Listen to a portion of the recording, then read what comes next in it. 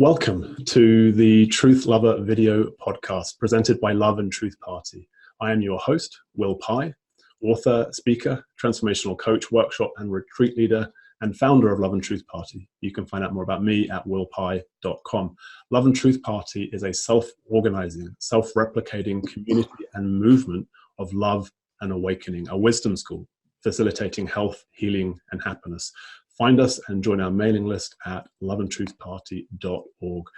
We exist to empower the deep realization and integration of unitive consciousness of one human being and to inspire action in the world from this clarity as New Earth ninjas, our playful avatar. Our projects include distributing 1 million love letters from the universe, inviting people to receive the love and care in these and within the happiness hacks and other free resources found on loveandtruthparty.org. It's a delight and pleasure to be joined today by Angela Howell. Angela is a wellness and success expert, best-selling author of Finding the Gift, Daily Meditations for Mindfulness, a professional speaker, and abstract artist. Angela shares her compelling story of triumph and lessons learned along the way with a variety of audiences and uses her own coaching program to help clients create a life worth having. Angela is available to speak on multiple topics, one of the most popular being courage to birth dreams. Please see her website, angelahowell.com, for a full list with descriptions as well as speaker demos. Angela is passionate about wellness and success and has been seen in Fast Company, Cosmopolitan, Yahoo News, and is a former contributor to Huffington Post. Angela is devoted to inspiring people to find renewed passions for living, loving, working, and playing, and of course, just being. It's really wonderful to have you joining me here today, Angela. Thank you for coming. Thank you, Will. I'm honored to be here. We met several years ago and our messages just immediately seem to have a lot of overlap. So it seems only natural that we're finally doing a podcast together. It sure does. And you, one of your speaking topics, a title that we sort of agreed to frame our dialogue is Suffering is Ordinary, Unwrapping the Gift in Adversity, which I love because it's absolutely aligned with a lot of my life journey and what I share and teach. And also that languaging of unwrapping the gift in adversity. There's something really powerful in that. And I wonder, as a starting point, we were just talking about, and you referenced it, how we met, which was at a Radical Gratitude play shop, one of these workshops that I offer, which is very much, I could happily steal your tagline. It's very much about unwrapping the gift in adversity. And I wonder if you might want to share like how you were drawn to that or repelled from that, how that unfolded for you, because for a lot of people, I think the idea of there being gift in suffering or in challenge or difficulty might be a difficult one to accept.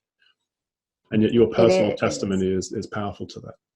Well, thank you. I think it is a hard subject. And I always feel like if I do that talk, it's don't shoot the messenger, because for many of us, we are accustomed to staying in a victim type mindset where these things happen to me. And I know for my own personal story, there was this sense of entitlement that I needed to be treated a little bit nicer, a little bit better because of the things that I've gone through. And all that did was continue to separate me from my fellows, which is the actual opposite of what I really want, which is a sense of belonging and connection. So it is a difficult topic. I love to kind of say the title and watch people's sometimes just very non-reaction to saying suffering is ordinary. And the short story of where that came to me, I didn't create that phrase, was I was having a counseling session like many others. And the therapist looked at me and said, "Angela, your suffering is ordinary." And it just incited me. I was so angry. I thought, did he not hear it? Has he not been paying attention to all the things that have happened to me? Let me recount them for you, because I had the list ready to go. And it didn't matter. And so I had to embrace that. And that philosophy has changed my life to go from feeling separate and different. Therefore, I deserved extra treatment, special treatment, to I really just want to be one among many. And everybody suffers. We all know people who suffer. So back to your question of how we met. 3 years ago to this day, my baby brother died with an intentional overdose. So he committed suicide and our family imploded. I lost a brother, but given the age difference, he was also someone that I had always felt inclined to nurture and help give him what we lacked in our home, and just someone I always looked out for. So it was a devastating blow. And then our family totally imploded, as what happens sometimes in a suicide situation. Lots of blame and different things are thrown around, and people do the best that they can, but it was devastating. And it was just especially devastating. I was used to being kind of the hero role in the family, and then all of a sudden I am the scapegoat, and I am the recipient of a lot of negativity. And that happened August 7th, 2016. And our mutual friend, Elizabeth, told me about your workshop October. I don't know the date, but it was in October 2016. So I had just gone into myself. I stayed at home. I was in incredible grief and depression, and just really lacking the will to live. And I felt this nagging from Elizabeth to come, which is unlike her. She's usually would just present an idea once and that would be the end of it. She reached out to me again the Friday before. And at that point I was barely leaving the house. I just could barely get up. And she checked in with me that Friday before and said, I really, really think you should come. I just want to encourage you one more time. And I don't even know if that morning when I woke up, I intended to come, but something said, just go. And I got there. I think I got there late because I really was not wanting to come. Radical gratitude. I was not in a place of radical gratitude. And when I came in, within 5 minutes, I had that sense, that deep knowing, I'm supposed to be here. I know I'm supposed to be here. And then we went through the workshop. We went through some of the exercises. And by the end of the day, I had this thought of, I think I'll choose to live again. And it was very profound. And I thank you for that. It was the start of realizing I'm going to get through this. Yeah, I mean, it just moves me so deeply on so many levels. We had a little conversation about this prior to recording, and yet still it just moves me so much. Firstly, of course, the immensity of your loss and imagining the devastation for your family. And I want to speak to the memory and showering love and blessings upon the memory of your brother. And there's something in what you described, that resistance. Like I can really imagine it. Like, yeah, who is this guy? Radical gratitude, play shot, like whatever, does he know? I mean, he hasn't been through this, right?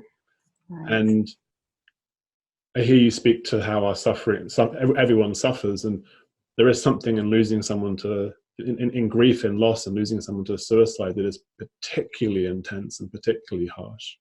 Mm-hmm. Just as my narrative, brain cancer, that's kind of like up there in the top 10, with ones that people would think are impossible to find gift in. So it feels that we both come from places of intensity and immensity. And I feel gratitude that you speak to that resistance, there's nothing in that for me. I really don't want to go. And yet something in Elizabeth, as you say, unusually caused her to encourage. And then perhaps you can speak to that, knowing that you were in the right place when you arrived. Like what was it? What were the insights that began to stir in your awareness as we looked through radical gratitude, unwrapping the gift in adversity, as you so beautifully put it? I think what happened is just getting there, finally pushing past the resistance. I really wasn't doing anything among people. I literally did not leave the house most days. And so pushing through that, we have so much resistance sometimes. And then when we get on the other side of that, we are free to experience whatever the situation holds for us. And so immediately I felt the warmth of the group. I resonated with you and with the topic. You have a very gentle, calming presence. And just with your opening, whatever that may have been, just with the opening, I felt like this is going to hold some power for me. This is going to empower me and lift my spirit. I just knew, based on those few things, that I see why I needed to be here, and I'm curious as to where this day is going to go. And I don't know at what point this exercise came, but I have my notes. I keep everything, but I have my notes from one part of your workshop, and you had us list, gratitude. And I started with, I'm grateful for bare feet. Sometimes we have to start with the most basic things. And then I love this one. I am grateful for the candle of hope within my soul that dims but cannot be extinguished. I am grateful to discern what I need. And I would say that for me, that's the theme throughout the different trials that I've gone through. And I certainly didn't need another one. But there's something within us all that the candle can never be extinguished unless we choose to let it be extinguished. We have a choice, and that's what's so beautiful to me about adversity. We have the choice on how we're going to respond. We can let something beat us and basically die, just not have the funeral yet, or we can choose to be open to being resilient and coming back from no matter what the circumstance is.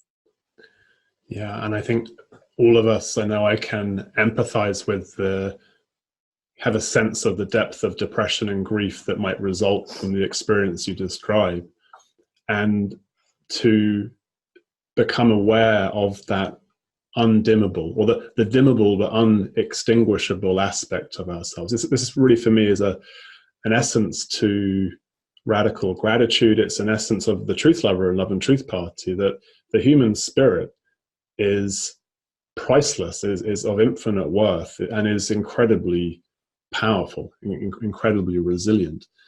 And in my experience, we don't find that out for ourselves until we've been through the fire, or several fires, perhaps. And I hear you about the resistance as well. It feels really important to emphasize that the resistance is natural, is to be expected, whatever the scale of the challenge we might be facing, and pushing through that or overcoming that and bringing curiosity in. I feel like for me, that's such an important quality. Like, what is the meaning of this? That was very much alive for me with the brain tumor diagnosis, and even when it became a cancer diagnosis. Like, so there's the doctor's meaning, but like, what's the meaning for me? What's my soul's learning in this, perhaps? What's the opportunity in this for me? I don't know where I read it, because I read and I listen to things a lot, but I read something recently that said if we could remove the good and bad judgment of the things that happen in our life, and if we could see our time, on earth in this role as so limited, and what are we here to do? What is our major task or our purpose? And what, if we can look at everything as a classroom, like you're talking about, and instead of saying, oh, this is really bad, just understand, oh no, this is part of the lesson to enrich my life, even if it's, gift wrapped in obstacles, to play on the gift terminology. It's unwrapping that gift and trusting that there will be good that comes from it, even if it doesn't feel good right now. And adopting that mentality, the resistance that I face with that is this identity that I have built over a lifelong of trauma and adversity, of being a victim and being entitled to special treatment. That is a platform I stood on. And for the counselor, that I mentioned in the beginning, to tell me that my suffering was ordinary, then he was removing a platform that was a huge crux of my identity. Well, who will I be if I'm not special because of the things that I've walked with? How will I command worth, or how will I even feel worth if it isn't all those things? But having my worth tied up in the adversity that happened to me is in the end of the day not what I want my worth to be tied up into. And so eliminating that platform to stand on has freed me to figure out, where are my real points of worth, coming from? Inherently, how am I worthy? And to let go of the notion that I need any kind of external thing to feel a sense of worth, whether it's material things or relationship status, or the what I was using, the adversity that I'd walked through, that I've come through this, so somehow you all should view me as special.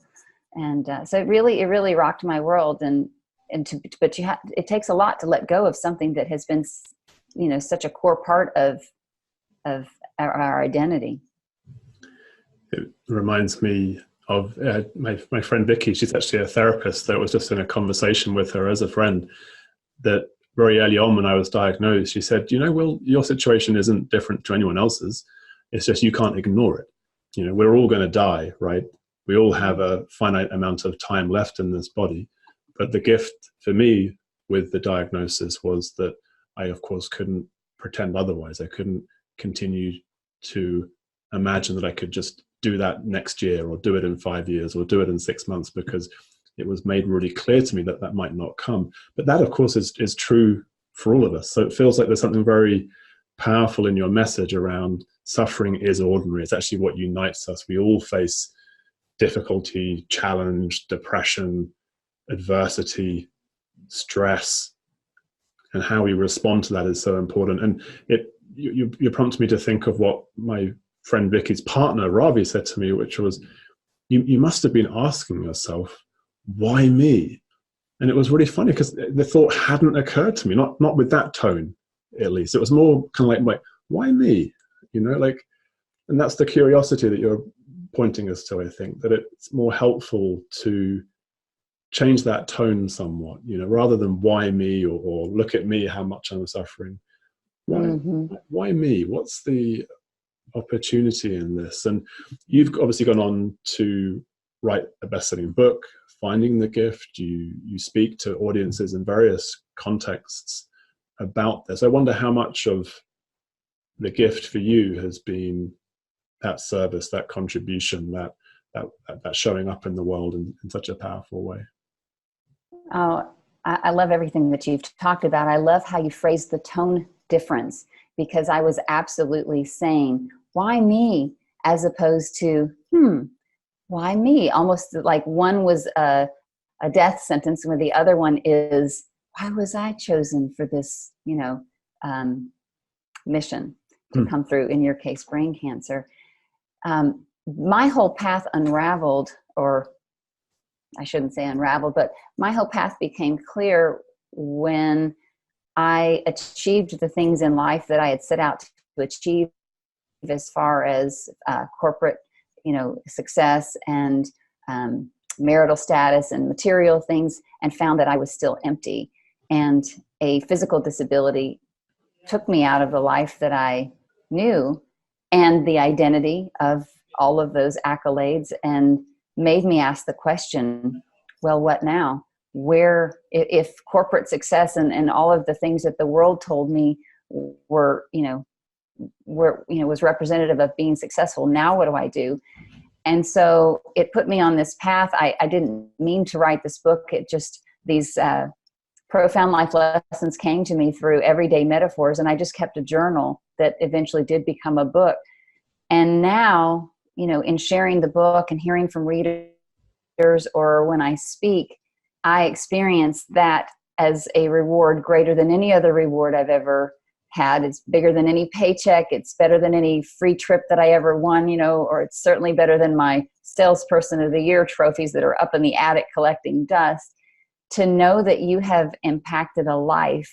I reflect back to you, to know that you showed up in Nashville and delivered that workshop, not knowing my story, and that I came with much reluctance, and I made a decision to live again. To hear those types of things, you know, when you're interacting with the people that you've touched, I don't know about you, but for me, there is no greater reward. There is no other moment than those moments when I am convinced that I am walking my intentional path. I know what my purpose is, and I understand why I had to walk through all those things. And, you know, my things started young. And I joke in my talks that I feel like that person who's been struck by lightning 6 times. I mean, what are the chances of that? And as each new thing happened, I'm like, are you kidding me? As if all the rest weren't enough. And I went through another huge ordeal in 2009 where I was attacked by a neighbor's pit bull in Doberman. And it was a very devastating experience with, you know, permanent physical damage and horror of that type of attack. And I thought to myself, I'm done. I'm just done. This is the end of the road. All of the rest was enough. I cannot believe yet one more devastating thing happened to me. And it felt like it was representative of all the other traumas, even though the beasts in this situation were dogs. It really challenged me. And yet slowly that candle wasn't extinguished, and slowly I decided, you know, to live again. And then when my brother's death, again, I'm thinking, but what I have made out of all of this is each of these things have made me relatable to almost anyone that could come up to me to say, I'm struggling with this. And instead of me saying, I'm so sorry, I can say, I understand what that's like. I've been there myself.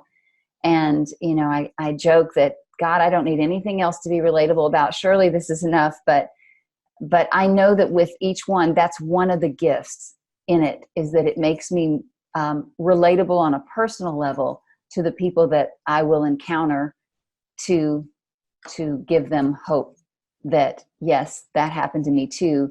And I'm living to talk about it, and I'm living here to have radical gratitude for it.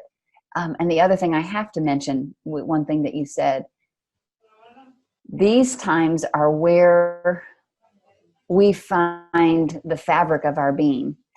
They push us to new levels that we would not have come to any other way.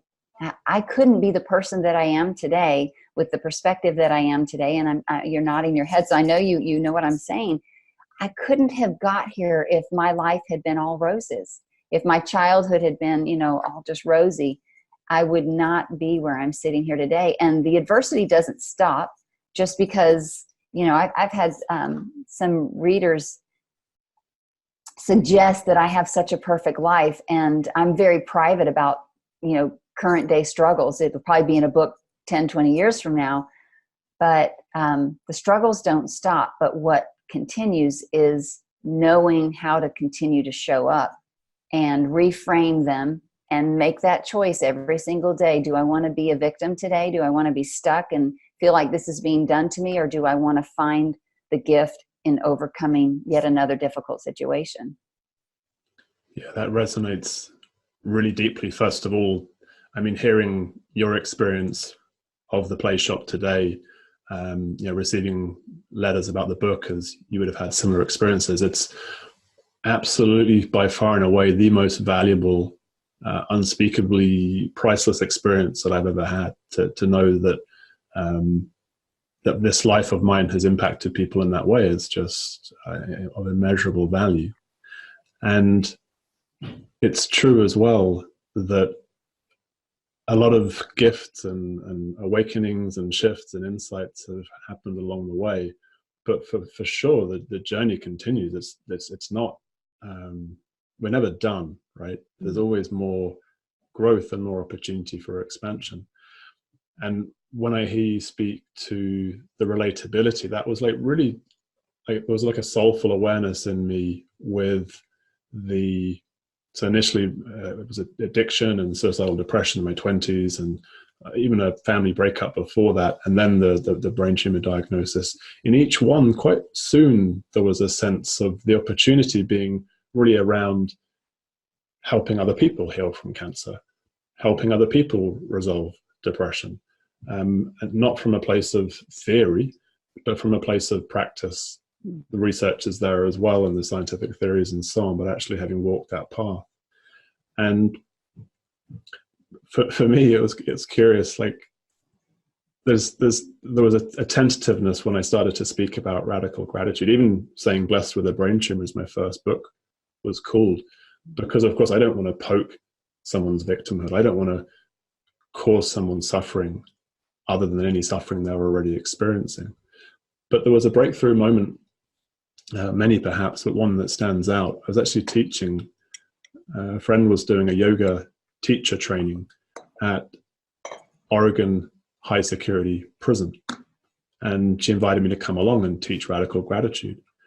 And when she asked me, I assumed it would be low security or medium security. I didn't, they wouldn't let me into a high security, right? But I get there, and it's, there was the first school shooter in Oregon history. There was people who have committed atrocious acts of murder and pedophilia and so on. The vast majority of them there to spend the rest of their life in prison.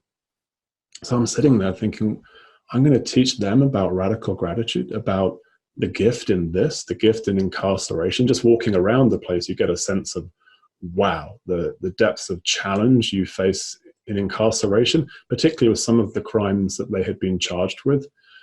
I can't imagine that. And yet the reaction, that group of men, admittedly a biased group, a selected group, because they'd chosen to take yoga teacher training, they got it so much more quickly and readily, and I felt on a deep level, than a lot of spiritual seekers in California or somewhere else might get it. They really got the opportunity in their incarceration. So it feels like there's something very, very powerful and profound in, however we language it, radical gratitude or unwrapping the gift in adversity. And maybe you can speak to us a little bit about how that is unfolding for you these days. I know you're a speaker, you're a coach, you've written the book that is touching many people's lives as well. Where does the rubber hit the road with that message of unwrapping the gift in adversity in your life as a speaker and as a coach? I think for me, it's just the constant practice. It's whatever I speak about, whatever I write about, I'm speaking and writing to myself first, because as I mentioned before, every day it's still a choice to view something as a gift or as a pain in the universe. And I am currently walking through a really difficult personal situation, and it's a severe test, and yet the gift in it for me is coming to know myself at a deeper level. And I'm a faith-based person, and so that's choosing to place my dependency for security, for provision, in the God that I serve, as opposed to in when all of these things are okay, then I can be okay. So for me as a person, and I did a podcast a few weeks ago that came out of the things that I'm walking through, how to be okay when everything's not okay, because things are not okay in my world on an external level. And I am showing up to the challenge of how to still be okay internally, no matter what.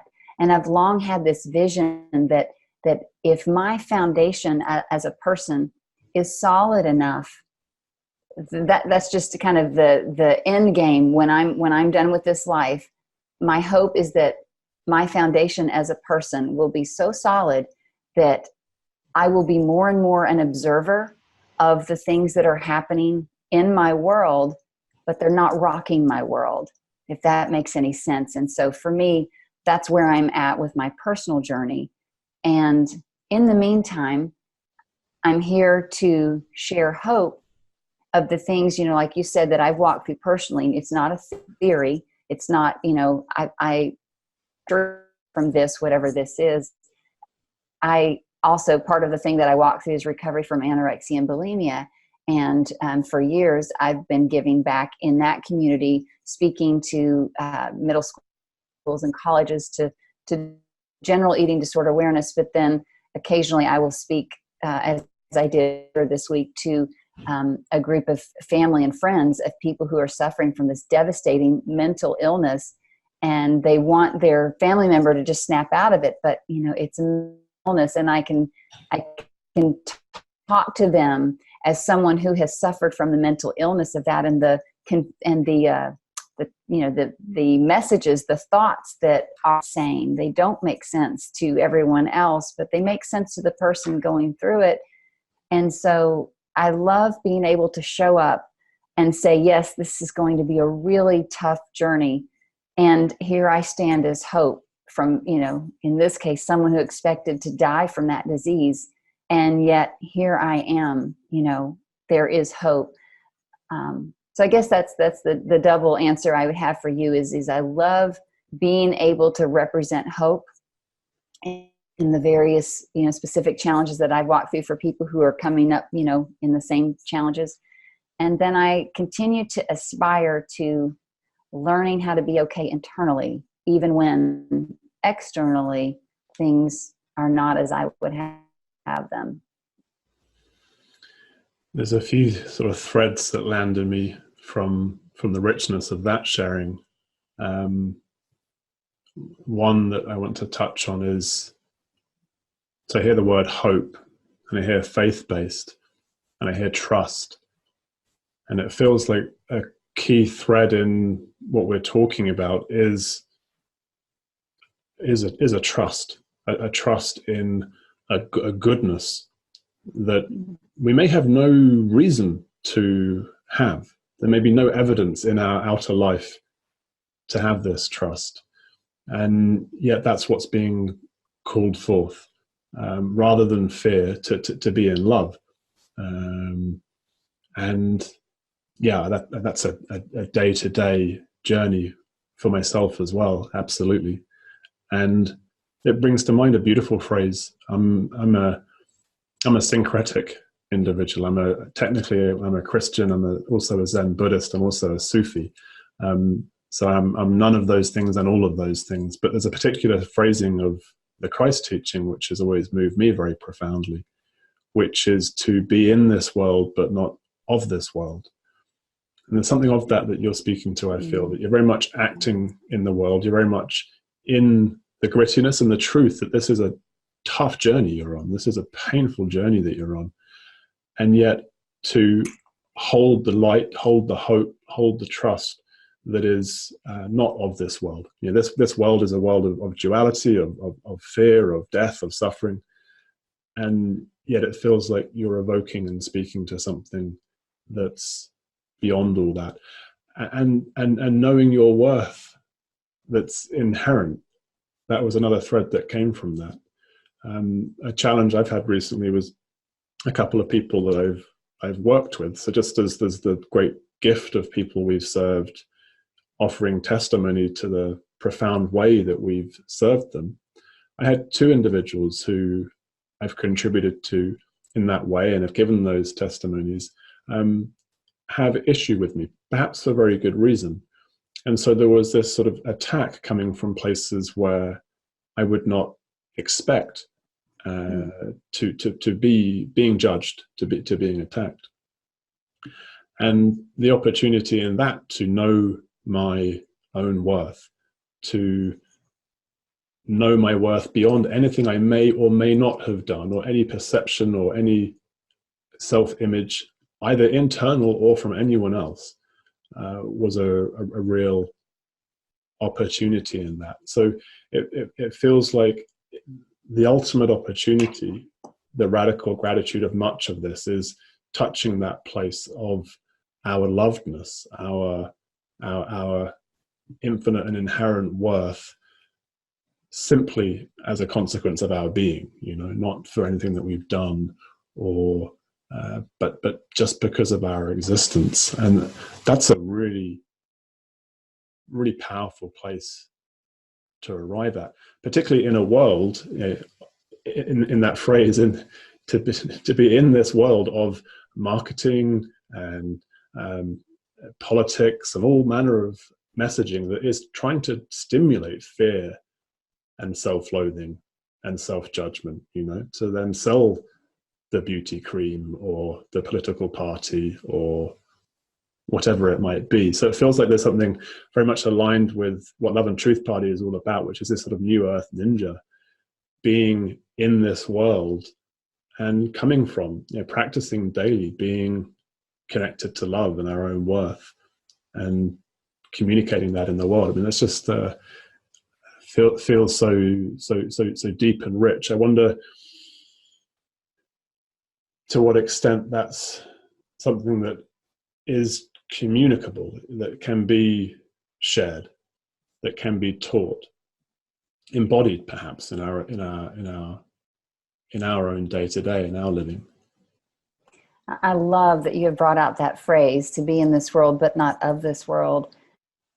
That just so succinctly describes what I'm feeling. And I've heard it, if we can look at this life as a classroom or as a game even, we can play a board game and, Monopoly, for instance, and know that we're in the game and we're playing with, all of our skill and I guess some of our luck, but at the end it's a game. And so what if we applied that principle to our lives, as I sort of referenced before, not good or bad. It's just, this is the hand we were dealt, and how are we going to play it? And, you mentioned having some attack on, what you were doing or saying or something. And that's a perfect example of, that was the exercise, external attack, external judgment. And then you get the opportunity to your worth, to ask yourself, is what they're saying true or not true? Is it more representative of them than it is of me? As opposed to just immediately reacting, believing that what they say might be true, or rising up in defense against it, and missing, to me, the gift in that. And it's a lot harder to walk out, I understand, especially when, you're getting strong judgment or strong attack from someone that may or may not be important to you, but it's still someone. And so to me, it's that pause of not instantly reacting, but asking myself a few questions. Is it true? It's true. How do I feel about it being true? Do I want it to be true in the future? An opportunity for change. If it's not true, what in the world is making this person so upset that they would project all of this onto me? How can I love them so that they might, that spirit of unrest might be diffused in them? Some people come at us with a lot of energy that a loving response can diffuse just like that. And all they really wanted was love in the first place. And so I've always been a spiritual seeker, and I think there's always, and as far as how can we, is it realistic? Can it be applied in this world? And I think absolutely yes. I think a lot of us are doing it. And as we do it and as we talk about it, more people are encouraged to do it. This whole idea today, even to the people who hear this, it's going to be the first time they've ever heard this. And it's the first crack in the belief that life is just what happens to you.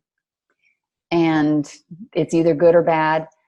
So the more that we can interrupt people's old and propose a new idea, the more this whole notion spread of being, in this world, but not of this world, and not being rocked by everything that's going to come along, but choosing to see it as a teaching opportunity. And are we going to be a willing student, or are we not? And And another thing that I say that people probably don't like to hear is that our God is so good and wants the best for us, that if we miss the lesson, it's going to repeat.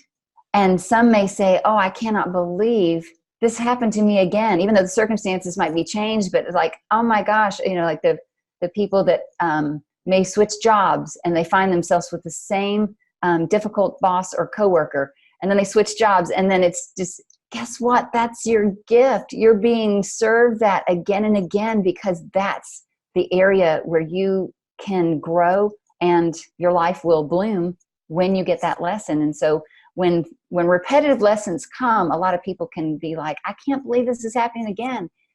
Instead of saying, there's really something in this for me, I'm going to get it this time. So it's just a different mentality. And I mean, you and I didn't get to where we are today overnight. It's been a lifelong of, process of culminating and searching these different philosophies to create our own, what we believe and how we want to be in this world. Yeah, a journey of in my case, certainly stumbling and failing and repeating mistakes and learning the same lessons. And there's something very profound in what you're pointing to, that when there's that thread of things, the ego might say, surely not this again. But again, it's that change of tone, like, oh, this again, why am I still having this experience? The mind might think I should have learned by now at 40 as I am, or whatever it might be. And yet clearly I haven't. Clearly there is something to be embodied more fully, to be seen more clearly in this challenge. And I need to interject something, because I realize I may be coming across as someone who's, I've mastered all these lessons. In reality, the lesson that I'm in right now is one that I've been in many times. And what comes to me is the visual of the spiral staircase. This isn't just a straight up, and once we master this lesson, it's gone and we just go to the next. It's a spiral. So we revisit certain lessons again and again and again as we climb. So perhaps the last time I went through this particular lesson, I gleaned some wisdom and some knowledge and some how to handle it. But I did full lesson. And so, coming around again full circle, but I'm bringing all of that with me to add to it. And so I never want to come across as someone who has mastered all their lessons, because that's just not the case. I don't think that, will happen. That's just our journey here to continue to learn. But I'm learning a lot of the same lessons, but each time I am given the gift to learn that lesson that I'm not going to learn any other way. I can't read about it in a textbook. Knowing is one thing, but actually walking it out is another. This same awesome therapist told me once that we're wounded in relationships and we heal in relationships. So I can't just abstain from relationship and go to the textbooks and the readings and the podcast and get all this education and think that I'm just, wow, I could be great in a relationship now. No, I've got to take all that knowledge and get back into the trenches, and I'm just using the example of a relationship, because we're going to want to revert back to our old beliefs and our old wiring. And it's there where we're going to actually practice some of the new things, and practice can get really messy, but it's the only way we learn. And so that is reason to be grateful for these opportunities. We just can't grow through them any other way but than to be in them. Yeah. I wanted to say that. I know sometimes I come across as, I just need to say, again, I'm speaking to myself always. I will listen back to this and I will be, taking the notes. I think God shows up and speaks through us when we're doing public things like this, that I go back and listen to, and it's like, wow, that's really good. And of course, it wasn't me. It's just God, speaking through me to talk to me and to other people. So thank you for letting me add that.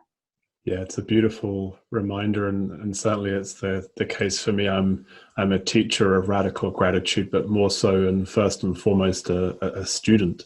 And it's a funny thing. Perhaps you've had that experience where you might read a bit of your book or hear a bit of a podcast or a speech, and it's like, yeah, that's true. I'm really happy that I'm hearing that now. That's a really useful lesson that I can learn more deeply. And that spiraling metaphor is such a powerful one as well, because that can help soften that.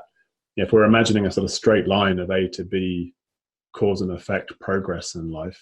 So I've done that. I've experienced depression, so now I'm never going to have to experience depression again, for example.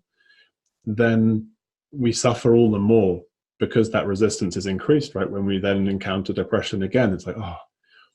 And yet in the knowledge that this perspective that we're now, the depression may seem the same, but we're not. So this experience of depression now is actually a very different one. We're at that higher level of the spiral, perhaps. So there's a deeper, more profound gift in this experience, in this particular challenge.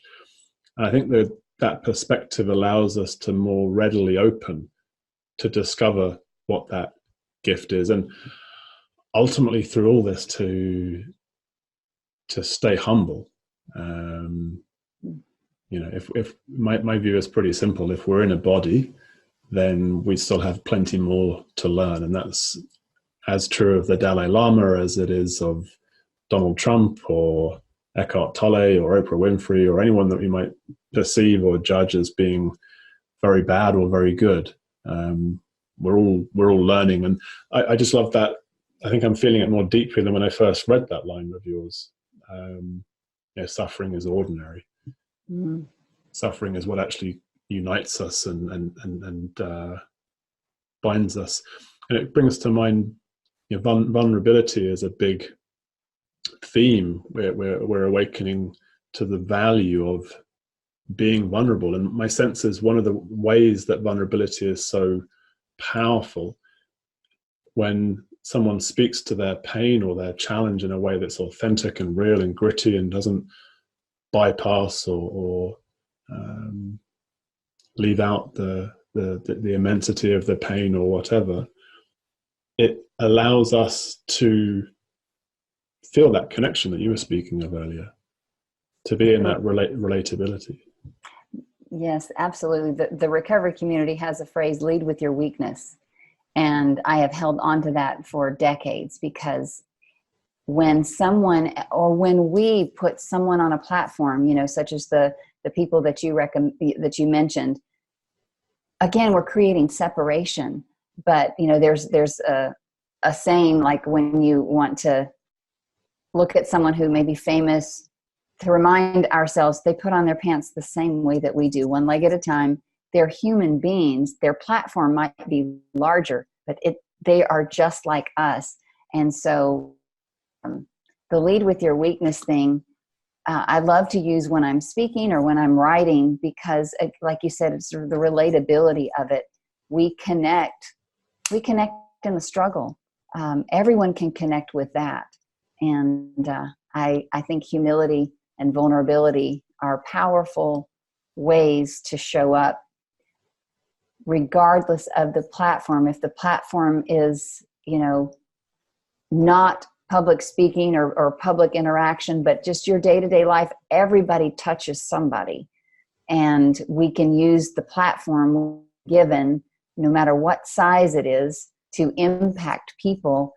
And humility and vulnerability just go so far. Just interactions with clerks, or even in traffic, kind gestures to let someone in suggest that I too know what it's like to want to merge and someone, but I'm going to let you in.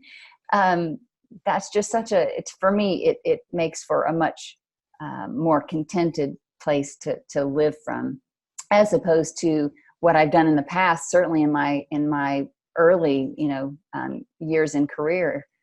Put the mask on, show up. I'm great. I'm confident. Everything's wonderful in my life. And let me, I was in sales, so let me put the spin on and do the deal and just basically do my dance day after day, then come home, take the mask off and collapse. And I think we're moving as a society to the realization that life with the masks on is exhausting and it's separating. So I love remembering the phrase "lead with your weakness" as a benchmark. Yeah, that lands deeply for me as well.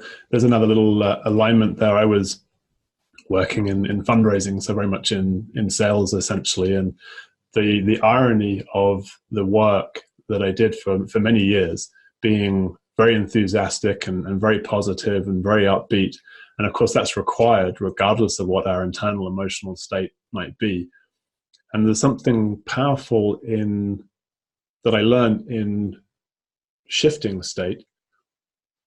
And it feels that the work I do these days is that may still be required at times. If I'm giving a talk or a presentation or a workshop, how I might be feeling that morning absolutely is irrelevant, really. It's secondary.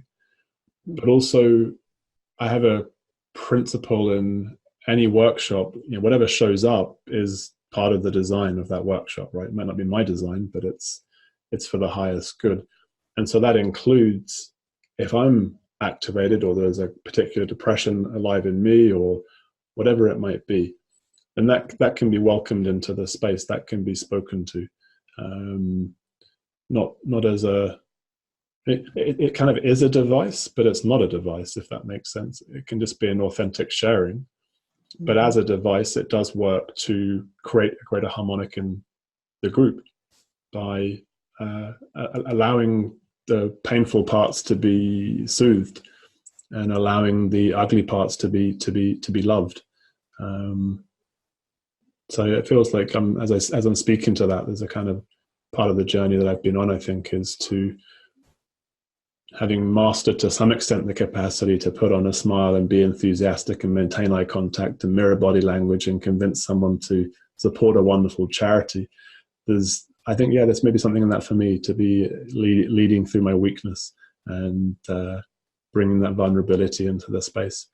I think it's especially powerful in the role of motivational speaker or spiritual teacher, where there are so many positive projections that may occur, to still be taking on those roles powerfully, but to be bringing a deep authenticity and vulnerability into the communication as well. And the lie for someone who does have a more public platform that, well, I can't show them that because I want them to buy my book or do my coaching or hire me for a speaker, who wants someone who is less than perfect. But that is actually a lie. We have to walk as a product of our learning. And people want real people. People connect with real people. And I was at something recently where someone got up and right off the bat said, I just need to say I'm just exceptionally nervous. And so please bear with me. And I didn't have the reaction of disrespect or thinking less of that person. My heart opened to that person because that was the first thing out of her mouth before she addressed the crowd. I was eager to support her all the more because she showed me her humanness. And I know that when I am, like, I think back to my eating disorder struggle, when I had counselors that had not walked the journey, but had all the book knowledge and, they had the degree and the letters behind their name, but I didn't act with them as much when they couldn't say, I remember I was where you are, and the struggle. And I don't know, we connect with humanness, and the more we can show it, the more that we can connect with one another. Yeah, that's so true. It brought forth a memory for me of it was actually a sales training, or I was visiting a sales office that I was going into to give a presentation. I'd done dozens and dozens of them before, and so had in theory overcome my fear of public speaking. And yet on this occasion, this really pronounced nervousness and ball of tension in my chest arose. So it was a fundraising sales training, so it was, I guess, more open-hearted perhaps than some might be. And I just spoke to it. So it feels like there's something in this, the unwrapping the gift of adversity. Unwrapping, it feels like there's an unmasking as well, like peeling back the layers of our social roles or wanting to present ourselves a certain way, and being able to say, yeah, right now, I've got this really curious tension in my solar plexus. I don't know why, but I'm feeling really nervous speaking before you, well, even though I was here a month ago and know half of you. Yeah. I'm reminded of something else. I've the 12-step journey has been part of my path, starting with the eating disorder and then the other, things that there's 12-step group for so many things. And I love the fellowship, the spiritual journey of that model. But the principle of anonymity, I used to think that was just more about confidentiality. But then upon further research, to be anonymous is to be one among many. I grew up in a household where that was unacceptable. You had to be exceptional. You had to outshine everybody. You had to be above average grades, above average performance. And so part of my journey has been undoing that type of thinking and striving to be anonymous, striving to be one among many, because that, again, is where the connection is. To be above average means that average is here, and that's just where everyone is. And I've put myself here by my efforts, or at least in my mind, then I'm not together. And we're not usually taught or raised to grow up, try really hard to be average, try really hard to blend in and don't stand out. I mean, it's a mind shift, but it's been useful for me to focus on that, as opposed to the constant pressure, perfectionism, and a drive to be so much better than the average person. To blend in was just, even in my body to say that, no, I just really want to blend in. There's a core thing in my body that's still not healed. It's like, what? No, we're supposed to shine. But at the same time, I think when we put on this vulnerability and this humility of being willing to just fit in, maybe the pressure of performance falls away so that more authentic versions of ourselves can come forward. And while we're blending in, whatever we were made to do will shine. And it's almost like our gifts are ordinary too. If I'm gifted in this area over here, I can trust that you're gifted in this area over here, and we're still lateral. We're still on the same platform. It's just manifesting through different gifts. But that just brings to mind the comparison. I spent my whole life trying to be better than while feeling less than. That's quite a feat, and it's exhausting. So that's I really appreciate the things that you've said that brought me to that. Something good to sit with, that I don't want to be better than, and I don't want to feel less than anymore. I just want to be with everyone else. I think that's one of the things we're exploring at Love and Truth Party is like, what's the old story and what's the new story? What's the old way of being or the old consciousness, and what's the new consciousness? And it feels like competition and comparison is very much the old story. Survival of the fittest. There's not enough for us all, so we've got to grab it while we can. And what we're evolving into, we must evolve into, is community, is connection, is oneness, is unity. That our suffering is ordinary. We are all in the same boat. And I like pointing to the fact also, as you say, that our gifts are similarly uniting us rather than setting us apart. Yeah, that's the first time I've flipped it to my gifts are ordinary. That hurts my ego a little bit. But I like it. There's something that feels so good about adopting that philosophy. My gifts are ordinary. It just is just one more way to stop feeling like I have to be better than other people, or I'm special. For whatever reason, I don't want to be special. I just want to be average. And it is a mind shift. I'm curious. I'd love to poll people like right now who are listening to this. How does that hit you? Because it's probably hitting you like, what? That's crazy. Because that's not our culture. Our culture is to stand out in a competition, like you said, kind of way, where we can. There's some phrase. There's a way to stand out without standing on. Something like that. Yeah. This has been a great conversation. I'm always excited when we're, coming to the end of thinking. I'm already ready to listen to all of this. Like, what did we say? Because it was feeling really good. We might learn something from the hearing as well as from the speaking. What a treat and a gift. Yeah. Really appreciate you being with us today, Angela. It's been just an immensely enjoyable conversation for me, and I'm sure for our viewers and listeners as well. And in the show notes, people will be able to find lots more information about you. AngelaHowell.com is the prime website. There's the 10 Secrets of Finding the Gift, I think is the title of one of your free offerings on there. And, yes. And lots of other. I've got people wondering when the second book is going to come out. The first one's been out for about 3.5 years. And this particular type of book, 366 essays, it's a daily meditation. It's quite a feat to put a book like that together and structure it. And I don't know, the content still comes. And so by going to my website, what I started doing last November was I would promise one new daily meditation a week. I don't know when the next book will be out, but I can give you one new thought every week. And so if someone signs up for my weekly updates, then they do get that free ebook, 10 Secrets to Finding the Gift. And then I have a readers group on Facebook. If they just search for Finding the Gift, they'll see the readers group. And I love to have dialogue with people. I want to learn.